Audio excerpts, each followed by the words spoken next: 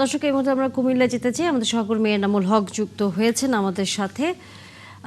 এনামুল, আশা করি আপনি আমাকে শুনতে পাচ্ছেন। জনসভাকে ঘিরে কেমন প্রস্তুতি এর মধ্যে দেখতে পাচ্ছেন?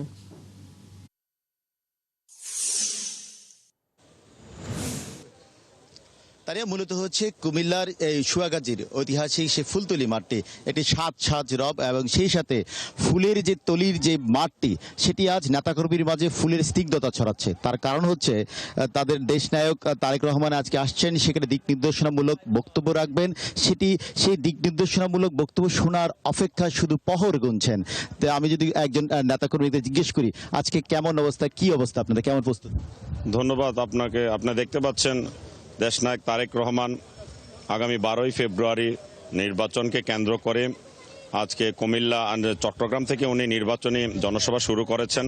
তার ধারাবাহিক কার্যক্রম হিসাবে উনি আমাদের এই কুমিল্লা ঐতিহাসিক সুয়াগাজী ফুলতলি মাঠে কুমিল্লাবাসীর উদ্দেশ্যে গুরুত্বপূর্ণ বক্তব্য রাখবেন।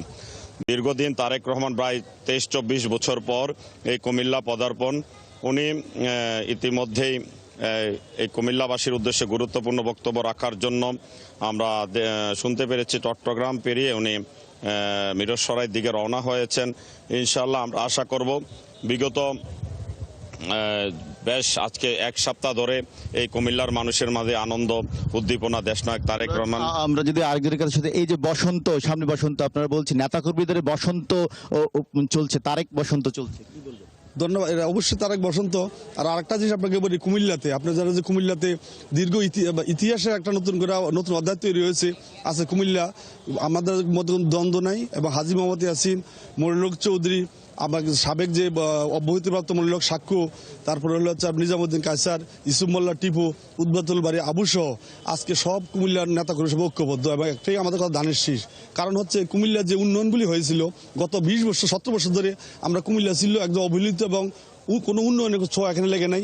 যাইটুকু উন্নয়ন আগে হয়েছে কুমিল্লা বিশ্ববিদ্যালয় এবং সদর দক্ষিণ উপজেলা, সাবেক পৌরসভা, কুমিল্লা মেডিকেল, এবং যতগুলি উন্নয়ন হয়েছে যাগুলো বিএনপি এবং মনিরুল হক চৌধুরী হাত ধরে এবং বিএনপির সময় হয়েছে। এবং আমরা আশা করি আজকে যে আমাদের চেয়ারম্যান সাহেব আসতেছে, আমাদের প্রাণের দাবি হচ্ছে কুমিল্লা। ধন্যবাদ এনামুল হক। আমরা ফিরবো যখন তারেক রহমান এখানে এসে পৌঁছবেন। দর্শক, সহকর্মী এনামুল হক ছিলেন কুমিল্লা থেকে।